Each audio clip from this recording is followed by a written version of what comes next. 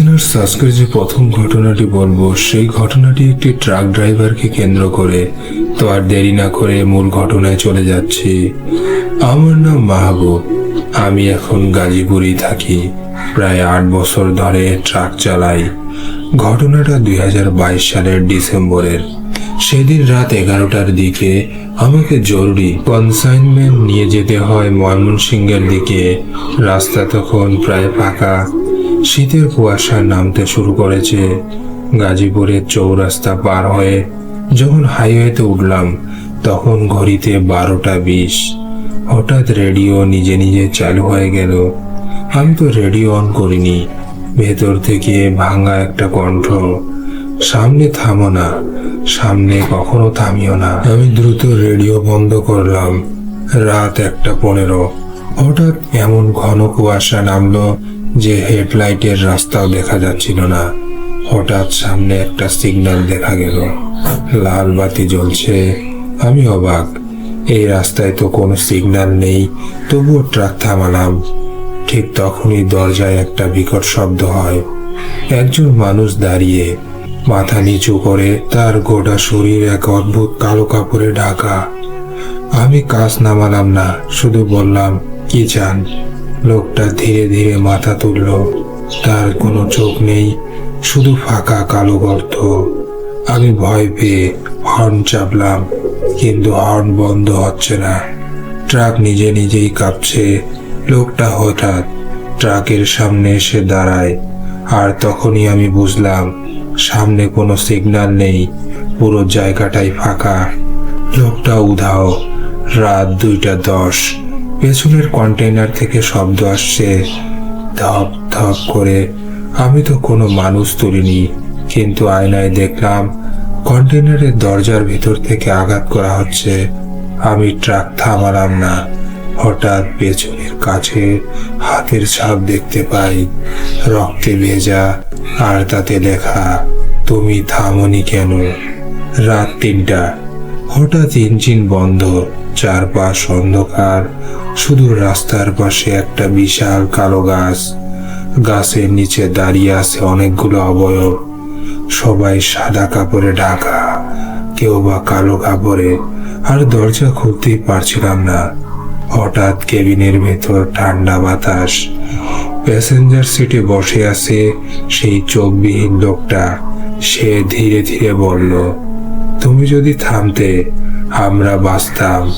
আমি চিৎকার করে চোখ বন্ধ করলাম। চোখ খুলে দেখি সকাল 7টা। লোকজন ট্রাকের দরজা ভাঙছে। আমি রাস্তার পাশে অজ্ঞান অবস্থায় পড়ে। ট্রাক দাঁড়িয়ে আছে গাজীপুরেই, মানে আমি কোথাও যাইনি।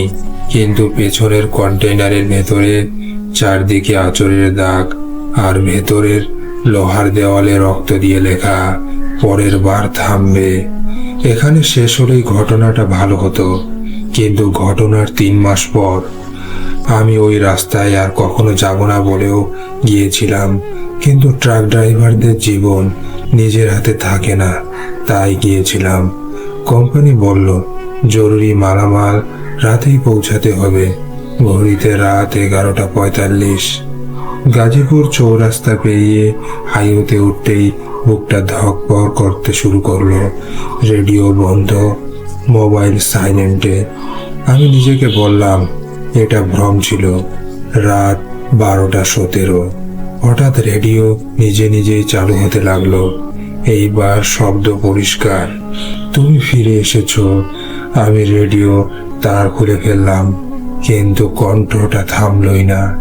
এবার শব্দটা কেবিনের ভিতর থেকে আসছে। প্যাসেঞ্জার সিটে তাকালাম, সিট খালি, কিন্তু সিট বেল্ট নিজে নিজেই টান টান হয়ে আছে, যেন কেউ বসে আছে। হঠাৎ ঘড়ি 1:33-এ আটকে গেল। রাস্তার সব গাড়ি হঠাৎ অদৃশ্য। পুরো হাইওয়ে একেবারেই ফাঁকা। কুয়াশার ভেতর আবার সেই লাল সিগন্যাল। এবার আমি থামলাম না, কিন্তু ট্রাক যেন জায়গায় দাঁড়িয়ে। হেডলাইট দেখলাম, সামনে দাঁড়িয়ে আছে অনেকগুলো মানুষ, সবারই চোখ নেই। হঠাৎ কেবিনের ভেতর ঠান্ডা বাতাস। প্যাসেঞ্জার সিটে আবার সে, চোখ নেই, কিন্তু এবার তার মুখে রক্ত। সে বলল, 3 বছর আগে এখানে একটা বাস উল্টে গিয়েছিল। ড্রাইভার সিগন্যাল ভেবে থামায়নি, কিন্তু আমরা সাহায্য চাইছিলাম। আমার মাথা ঝিম করছিল। আমি তো ওই ঘটনার কথা শুনছিলাম। একটা বাস খাদে পড়ে 12 জন মারা গিয়েছিল। লোকটা আবার বলল, তুমি সেই ড্রাইভার না? কিন্তু তুমি দেখেও থামোনি। আমি মনে করার চেষ্টা করলাম, হ্যাঁ, সেদিন আমি একটা ভাঙা বাস দেখেছিলাম রাস্তার পাশে। ভাবছিলাম পুলিশ দেখবে। আমি থামাইনি। হঠাৎ ট্রাকের দরজা খুলে গেল। আমি অনুভব করলাম কেউ আমাকে টানছে। চারপাশে সেই চোখবিহীন মানুষগুলো। তারা একসাথে বলল, আজ তুমি থামবে। আমি মাটিতে পড়ে যাই। দেখলাম আমার ট্রাক আগুনে জ্বলছে, আর আমি দাঁড়িয়ে আছি তাদের সাথে। আমার চোখে অন্ধকার নেমে আসছে। হঠাৎ সবই অন্ধকার। চোখ খুলে দেখি সকাল।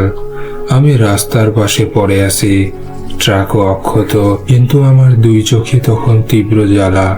হাসপাতালে গিয়ে জানতে পারি কোনো কারণ ছাড়াই আমার চোখের দৃষ্টি কয়েক ঘন্টার জন্য বন্ধ হয়েছিল। ডাক্তার বলল এটা স্ট্রেস, কিন্তু আমি জানি ওরা আমাকে সতর্ক করেছে।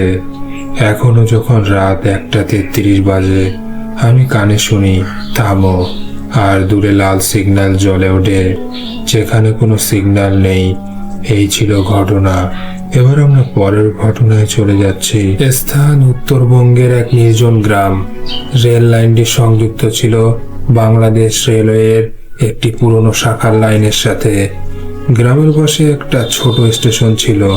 নাম ছিল শালবন স্টেশন। কিন্তু 15 বছর আগে এক দুর্ঘটনার পর স্টেশন বন্ধ হয়ে যায়। লোকজন বলে রাত 2টা বাজলেই এখনো ট্রেনের হুইসেল শোনা যায়, কিন্তু সেই লাইনে আর কোনো ট্রেন চলে না। গ্রামে থাকতো একজন মানুষ, নাম ছিল জহির। সে স্টেশনের পুরনো কেয়ারটেকার ছিল। এক রাতে সে বাজি ধরল বন্ধুদের সাথে, আমি আজ রাত 2টায় লাইনের পাশে বসে থাকবো। গ্রামের লোকজন অনেক বুঝালো, ওই সময় কেউ যায় না, কিন্তু জহির গেল। রাত তখন 2:18। চারপাশে কুয়াশা। হঠাৎ দূর থেকে ট্রেনের হুইসেল। ধীরে ধীরে শব্দ বাড়ছে, কিন্তু আশেপাশে কোনো আলো নেই। লাইন কাঁপতে শুরু করলো। জহির ভয় পেয়ে উঠে দাঁড়ালো না। হঠাৎ সে দেখলো কুয়াশার ভেতর দিয়ে একটা পুরনো লোকাল ট্রেন আসছে। জানালায় বসে আছে মানুষ, কিন্তু সবার মুখ ফ্যাকাশে, চোখগুলো অদ্ভুতভাবে লাল। ট্রেনটা স্টেশনের সামনে থামলো।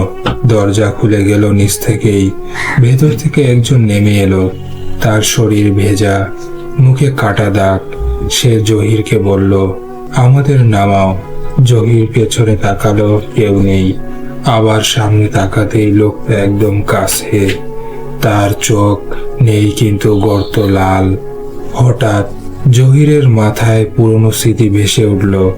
15 বছর আগে এখানে একটা ট্রেন চ্যুত হয়েছিল।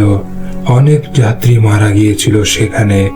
গ্রামের লোকজন তখন উদ্ধার করতে দেরি করছিল, কারণ রাত ছিল, আর ভয় পেয়ে কেউ এগোয়নি। লোকটা বলল, তোমরা আমাদের সাহায্য করনি। হঠাৎ ট্রেনের ভেতর থেকে হাত বের হতে লাগলো, অনেকগুলো হাত। সবাই ডাকছে, নামাও। পরদিন সকালে গ্রামের লোকজন লাইনের পাশে জহিরকে অজ্ঞান অবস্থায় পায়। স্টেশন ভাঙা অবস্থায় আছে, কিন্তু লাইনের ওপর কাদামাটিতে অনেকগুলো পায়ের ছাপ, যেন একসাথে অনেকগুলো মানুষ হাঁটছিল। জহির এখনো বেঁচে আছে, কিন্তু সে আর কখনো ট্রেনের শব্দ সহ্য করতে পারে না।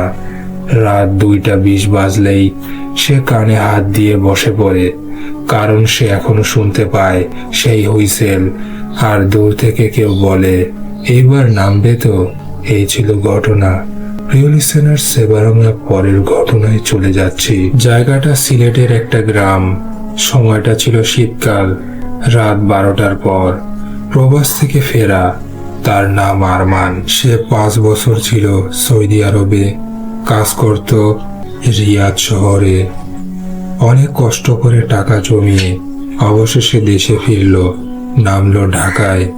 তারপর বাসে করে গ্রামের পথে। তার গ্রামটা একেবারে নির্জন, পাকা রাস্তা শেষ হয়ে গেছে অনেক আগেই। রাত 11টার পর সে একটা ভাড়া করা প্রাইভেট কার নিয়ে গ্রামের দিকে রওনা দেয়। ড্রাইভার খুব কম কথা বলছিল, হেডলাইট কুয়াশা ঝাপসা। আরমান জিজ্ঞেস করলো, ভাই আর কত দূর?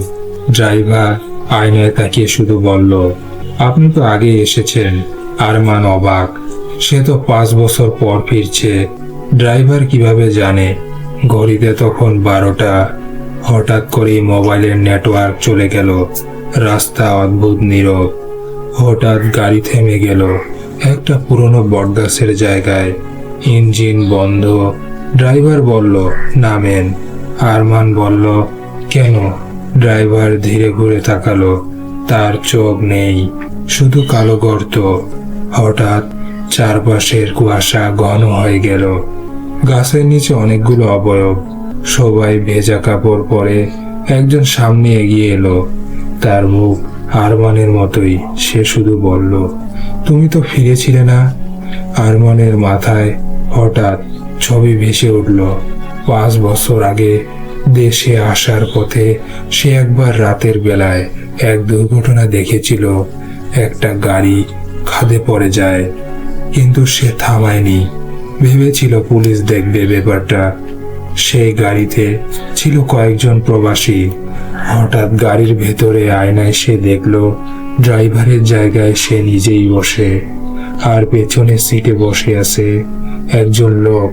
ড্রাইভার বলল, তুমি যদি সেদিন থামতে। হঠাৎ গাড়ি নিজে নিজেই চালু হয়ে খাদে গড়াতে লাগলো। পরদিন সকালে গ্রামের লোকজন রাস্তার পাশে একটা গাড়ি খুঁজে পায়। গাড়ি সবই ঠিকঠাক, কিন্তু ভেতরে কেউ নেই। শুধু ড্যাশবোর্ডে একটা পুরনো প্রবাসীর আইডি কার্ড, নাম আরমান। গ্রামে সবাই অবাক, কারণ আরমান তো 3 দিন আগেই বাড়ি পৌঁছেছিল। সে এখনো বেঁচে আছে, কিন্তু সে বলে রাতে যখন আয়নায় তাকায় সে দেখে সে নিজেই ড্রাইভারের সিটে বসে আছে, আর দূরে সেই কালো গাড়ি দাঁড়িয়ে থাকে। এই ঘটনাটা এক প্রবাসীর সাথে ঘটে যাওয়া ঘটনা। তো আর দেরি না করে শুরু করছি। স্থান মিরপুর, ঢাকা, এবং তার নাম তানভীর। 4 বছর ছিল দুবাইতে, কাজ করত নির্মাণ কোম্পানিতে, থাকতো দেইরার পাশেই। আর অনেক কষ্টে টাকা জমিয়ে সে দেশে ফিরল। বিমান নামলো হযরত শাহজালাল আন্তর্জাতিক বিমানবন্দরে রাত 11টার দিকে। ভাই তাকে নিতে আসার কথা ছিল, কিন্তু ফোনে জানালো জরুরি কাজে আটকে গেছে। তাই তানভীর একটা রাইড শেয়ার গাড়ি বুক করলো। গন্তব্য তার মিরপুর ব্লক ডি, এবং গাড়ি এলো 15 মিনিট পর। কালো প্রাইভেট কার। ড্রাইভার খুবই চুপচাপ। তানভীর বলল, ভাই মিরপুর ব্লক ডি যাবেন তো? ড্রাইভার আয়নায় তাকালো, চোখ দুটো অদ্ভুতভাবেই ফ্যাকাশে তার। সে শুধু বলল, আপনি তো আগে কোনোবার এসেছিলেন নাকি? তানভীর চমকে উঠল। সে তো 4 বছর পর ফিরছে। রাত 12টা। মিরপুরের রাস্তা অস্বাভাবিক ফাঁকা তখন। গাড়ি ঢুকলো ব্লক ডি এর সরু গলিতে। হঠাৎ মোবাইলের নেটওয়ার্ক চলে যায়। স্ট্রিট লাইটগুলো একসাথে নিভে গেল। গাড়ি থেমে গেল একটা পরিত্যক্ত বাড়ির সামনে। তানভীর বলল, এটা তো আমার বাসা না? ড্রাইভার ধীরে ঘুরে তাকালো। তার চোখের কোটরে তখন লাল আভা বের হচ্ছে। তানভীরের মাথায় ছবি ভেসে ওঠে প্রায় 3 বছর আগে দেশে ফেরার রাত। সে মিরপুরে বন্ধুর গাড়ি নিয়ে বের হয়েছিল। রাতে বৃষ্টির মধ্যে এক রিকশাকে ধাক্কা দিয়েছিল। লোকটা রাস্তায় পড়েছিল। তানভীর ভয় পেয়ে থামেনি। পরদিন সে বিদেশ চলে যায়। লোকটাও মারা যায়। আজ যেই বাড়ির সামনে গাড়ি থেমেছে ওই লোকটারই বাড়ি। হঠাৎ গাড়ির দরজার লক হয়ে গেল। পেছনের সিটে কেউ বসে, ভেজা কাপড় পরা, রক্ত মাখা মুখ। সে ধীরে বলল, আমাকে ফেলে গিয়েছিলে। তানভীর দরজা খুলতেই পারছিল না। ড্রাইভার বলল, আজ নামবে। পরদিন সকালে মিরপুর ব্লক ডি এর গলিতে একটা কালো গাড়ি পাওয়া গেল। ড্রাইভার অচেতন, গাড়িতে তানভীর নেই, কিন্তু ড্যাশবোর্ডে তার পাসপোর্ট আর কাছে লেখা পালানো যায় না। তানভীর এখনো বেঁচে, কিন্তু কারণ সেই রাতের পর সে নিজেই থানায় গিয়ে সবটা স্বীকার করেছে। প্রায় যার ঘটনা ঘটেছিল সেটি বলেছে, কিন্তু সে বলে রাত 12টা বাজলেই সে এখনো শুনতে পায় গাড়ির ব্রেকের শব্দ, আর আয়নায় মাঝে মাঝে দেখতে পায় ড্রাইভারের সিটে সে নিজেই বসে আছে। এই ছিল ঘটনা। প্রিয় লিসেনার্স, এবার আমরা পরের ঘটনায় চলে যাচ্ছি। স্থান ঢাকা, সময় রাত 2টার পর থেকে। প্রবাসীর চাকরিকে কেন্দ্র করে। তার নাম সাব্বির। 3 বছর ছিল মালয়েশিয়ায়, কিন্তু কাজ হারিয়ে দেশে ফিরে আসে। টাকা ফুরিয়ে গেলে এক পরিচিতের মাধ্যমে সে চাকরিটা পায় মিরপুরের এক সরকারি হাসপাতালের মর্গে নাইট অ্যাসিস্ট্যান্ট হিসেবে। মর্গের কাজ লাশ গ্রহণ করা, ট্যাগ লাগানো, ডয়ারে রাখা। প্রথম রাতেই তার ডিউটি। রাত 1:45। মর্গে সবসময় ঠান্ডা থাকে, কিন্তু সেদিন যেন অস্বাভাবিক ঠান্ডা। তার সহকর্মী বলছিল, 3 নম্বর ডয়ারে হাত দিও না, সমস্যা হয়।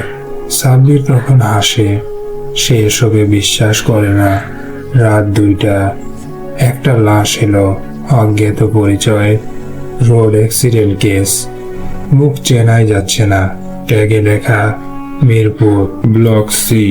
ডয়ার খালি নেই, শুধু 3 নম্বর ডয়ার। সাব্বির দ্বিধা করলো, কিন্তু শেষমেশ 3 নম্বর ডয়ারটাই খুললো। ভেতরে ঠান্ডা কুয়াশার মতো ধোঁয়া বের হলো। সে লাশটা ঢুকিয়ে দরজা বন্ধ করলো। রাত 2:33। হঠাৎ করেই বিকটভাবে শব্দ আসলো। মনে হলো ভেতর থেকে কেউ ধাক্কা দিচ্ছে। সাব্বির নিজেকে অনেক বোঝালো, ধাতব শব্দ না হয় অন্য কিছু, কিন্তু শব্দ বাড়তে লাগলো। মনে হলো কেউ ভেতর থেকে আঁচড়াচ্ছে। হঠাৎ 3 নম্বর ডয়ার নিজে নিজেই খুলতে লাগলো। লাশটা নেই। সাব্বিরের বুক কাঁপছে। পেছন থেকে একটা ঠান্ডা শ্বাসের শব্দ। ধীরে ধীরে সে ঘুরে তাকায়। তার সামনে দাঁড়িয়ে সেই জিনিস। বুক কেমন জানি থেতলানো, কিন্তু চোখ দুটো খোলা। সে ধীরে বলল, তোকে কে বাঁচাবে এখন? সাব্বিরের মাথা ঘুরতে লাগলো। হঠাৎ করেই ছবি ভেসে আসলো। আগে মালয়েশিয়ায় সে গাড়ি চালানোর সময় এক লোককে মেরেছিল। সে থামেনি, লোকটা রাস্তায় পড়েছিল। আজকে সে লাশটাই এসেছিল। তার চেহারার গড়ন একদম সেই লোকটার মতোই। এবং সে বলল, এইবার কোথায় পালাবি? পরদিন সকালে সহকর্মীরা সাব্বিরকে মর্গের মেঝেতে অজ্ঞান অবস্থায় পেল। 3 নম্বর ডয়ারটা বন্ধ। ভেতরে সবকিছুই ঠিকঠাক, কিন্তু সাব্বিরের হাতে একটা আঁচড়ের দাগ, আর দেওয়ালে লেখা, পালানোর পথ নেই তোর। সাব্বির এখনো বেঁচে আছে, কিন্তু সে আর কখনো আয়নায় নিজের চোখের দিকে তাকায়নি। কারণ সে বলে তার চোখের ভেতর অন্য কারো মুখ ভেসে ওঠে। রাত 2টা বাজলেই সে এখনো শুনে সেই ডয়ারের শব্দ। এই ছিল ঘটনা। এবার আমি পরের ঘটনায় চলে যাচ্ছি। ঘটনাটা এক গরিব কৃষকের। সে সময় ছিল বর্ষাকাল। তার নাম ছিল রমিজ। ছিল খুব গরিব কৃষক সে। নিজের এক টুকরো জমি ছাড়া আর তার কিছুই ছিল না। ঋণ নিয়ে ধান চাষ করেছিল। এই ফসলই ছিল তার শেষ ভরসা। কিন্তু সেই বছর অনেক বন্যায় ক্ষতি হয়। গ্রামের লোকজন বলল, এই যে জমির পাশে একটা পুরনো একটা গাছ, রাতে নাকি সেখানে কান্নার শব্দ শোনা যায়। এবং এসব সে বিশ্বাসই করত না। এক রাতে প্রচন্ড ঝড় হয়। রাত 12টার দিকে সে শুনতে পায় তার ধান ক্ষেত থেকে কারো কান্নার শব্দ। মনে হলো কোনো নারী কাঁদছে। তার স্ত্রী বলল, যেও না, কিন্তু সে ভাবল হয়তো কেউ সাহায্য চাইছে। তাই সে লণ্ঠন হাতে বের হলো। ধান খেতে পৌঁছাতেই সে দেখল কাদার ভেতর খালি পায়ের ছাপ। ছাপগুলো সোজা গেছে সেই পুরনো গাছটার দিকে। আর হঠাৎ বাতাস থেমে গেল। চারপাশ তখন শান্ত। তার লণ্ঠনের আলোতে কাঁপতে লাগলো সবকিছু। এবং সেখানে দাঁড়াতেই একটা কালো কাপড় পরা অবয়ব, মুখ দেখাই যায় না। তখন সে সাহস করে বলল, কে কে ওখানে? অবয়বটা ধীরে ধীরে মুখ তুলল। চোখ নেই, শুধু কালো গর্ত। সে বলল, আমার জমি ফিরিয়ে দে, না হয় মরবি। তখন বুকটা কেঁপে উঠল। এই জমি সে কিনেছিল খুব কম দামে এক বিধবার কাছ থেকে। লোকজন বলছিল বিধবার স্বামী এই জমিতে মারা যায়। হঠাৎ পুরো ধান ক্ষেত একসাথে দুলতে লাগলো। মনে হলো শত শত মানুষ হাঁটছে। মাটি নরম হয়ে তার পা আটকে গেল। অবয়বটা ধীরে ধীরে কাছে এলো, বলল, আমাদের রক্তে এই মাটি ভেজা।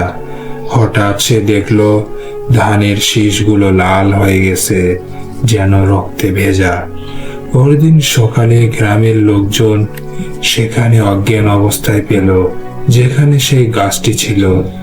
ধান ক্ষেত সবকিছুই অক্ষত, কোনো লাল রং নেই, কিন্তু তার পায়ের নিচে মাটি কালচে হয়ে গেছে।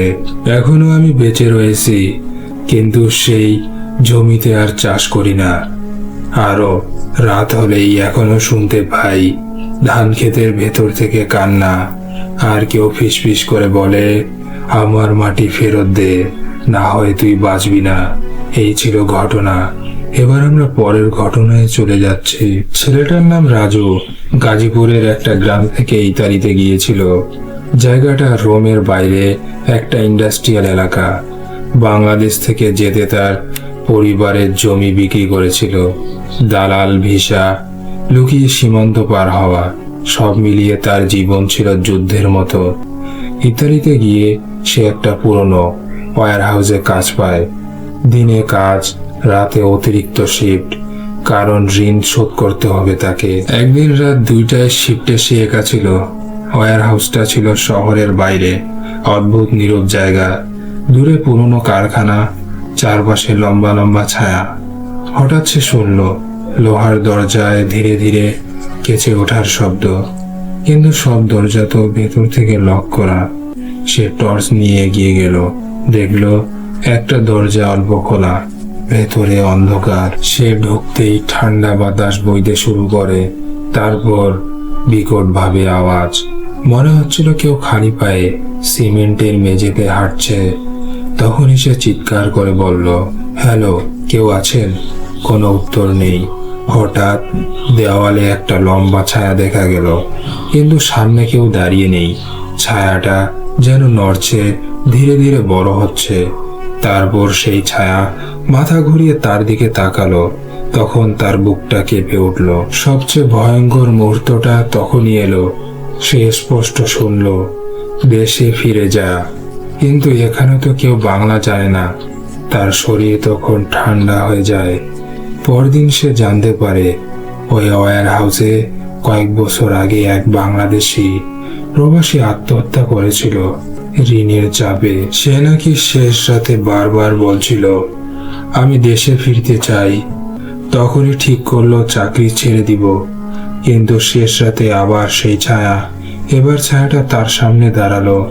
মুখ নেই, চোখ নেই, শুধু ফাঁকা অন্ধকার। আর ফিসফিস করে বলতে লাগলো, আমার ঋণ এখনো শোধ হয়নি। হঠাৎ আলো নিভে গেল। সকাল হলে তাকে অচেতন অবস্থায় পাওয়া গেল। তার হাতে নখে রক্তের দাগ, দেওয়ালে লেখা হোম। এখনো ইতালিতে আছে সে, কিন্তু সে কখনো রাতের শিফট করে না। সে বলে, রাত 2টার পর ওই ওয়্যার হাউসে কেউ একা থাকলে একজন প্রবাসীর ছায়া তাকে ডাকবে বাংলায়। এই ছিল ঘটনা। প্রিয় লিসেনার্স, এবার আমরা পরের ঘটনায় চলে যাচ্ছি। গাজীপুরের শ্রীপুরের কাছে এক গ্রাম। প্রবাসী ছেলেটার নাম সোহেল। 5 বছর সৌদি আরবে কাজ করে কষ্টে টাকা জমিয়ে দেশে ফিরেছিল। গ্রামের মানুষ তখন খুব খুশি। মা প্রতিদিনে বলে, ভোরে যদি ফিরিস আমি নিজে দরজায় দাঁড়িয়ে থাকবো। ঢাকায় নেমে সে রাতে বাসে গাজীপুরের দিকে রওনা দিল।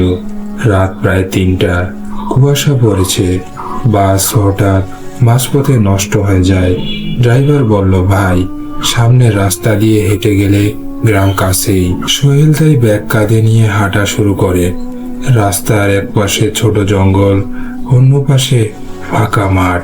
হঠাৎ সে লক্ষ্য করলো তার পায়ের শব্দের সাথে আরেকটা পায়ের শব্দ মিলছে। সে থামলো, শব্দটাও থামলো। সে আবার যখন হাঁটলো, শব্দটাও আবার শুরু হয়।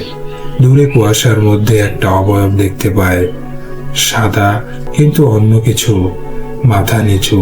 সোহেল ভেবেছিল গ্রামের কেউ হবে হয়তো, কিন্তু কাছে যেতেই সে থমকে যায়। লোকটার মুখ নেই, শুধু ফাঁকা জায়গা আর অদ্ভুত চিহ্ন আঁকাবুকি। লোকটার অবয়ব ধীরে ধীরে বলল, সোহেল, ফিরলি। সোহেলের বুক কেঁপে ওঠে। এটা তার নিজের কণ্ঠস্বরের মতোই শোনাচ্ছিল। হঠাৎ সে নিজেকে বাড়ির সামনেই দেখতে পেল।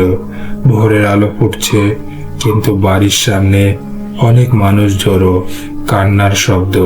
সে দৌড়ে গেল, দেখলো সাদা কাপড়ে ঢাকা একটা লাশ। মানুষ বলছে সৌদি থেকে আসার পথে সড়ক দুর্ঘটনায় মারা গেছে।